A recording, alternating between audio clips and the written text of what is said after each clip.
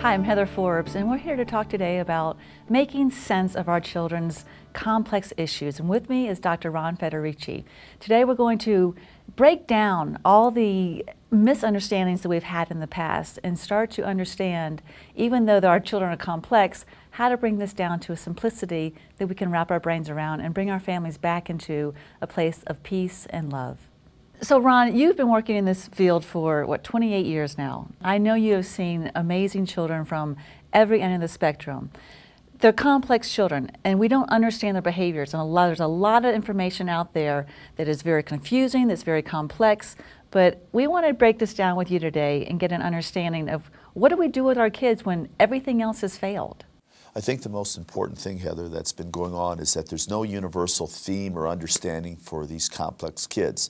They're all over the place, and there's a lot of different approaches and treatment providers, and there's been a lack of uniformity of understanding these kids from a basic developmental point of view. So the goal, I think, that we have to discuss is how to start over with simplicity but accuracy at the same time so we can get the families and the kids on the same page, as opposed to families being fractionated and split out all over the place where they get lost in the psychiatric roller coaster, I call it. And when you talk about development, that word is thrown around a lot. Can you break that down? I mean, what does that actually mean for families? What's interesting, you bring up development. Many people don't even understand development because they're so busy worrying about the symptoms or the outcome variables or the problems that these kids exude onto families.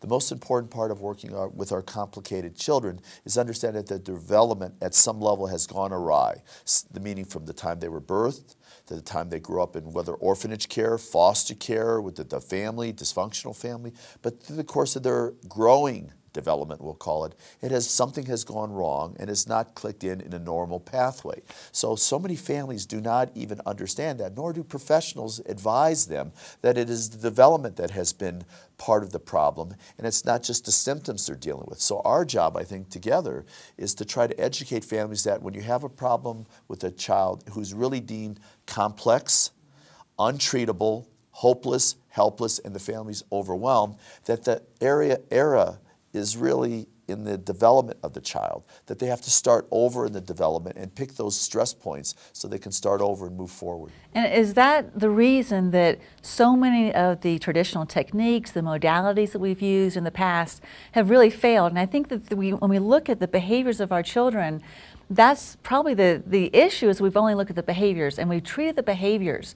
When you talk about sticker charts and different therapy, psychotherapy, worksheets, anger management, all these things deal with just behavior. And you're telling me now that it's development. So there's seems to be a switch between the behavior versus development.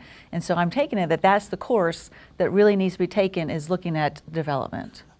Correct. Unfortunately, in our society, everybody's looking at rapid recovery from emotional distress. So people focus on the set of symptoms, which is the outcome variables that they see, that are in the people's face, in the schools, at home, in the community. So professionals alike, mental health professionals, medical professionals, are trying to stop those symptoms or those outcome variables as opposed to looking at cause. They're treating symptoms versus cause. And cause is development. It's how the child develops or has not, in our cases, has not developed. And what are these areas that have been damaged, suppressed, confused, or not even developed at all, where there's empty holes and gaps in the development. So many people do not want to go back or don't understand the concept of going back in development to reconstruct the child because they spend all their time, effort, money, and years of therapy with good intention, but poor methods in working on the symptoms that just stack up over the course of time. So it's kind of like we've been putting a Band-Aid on the outside of an internal wound, so to speak.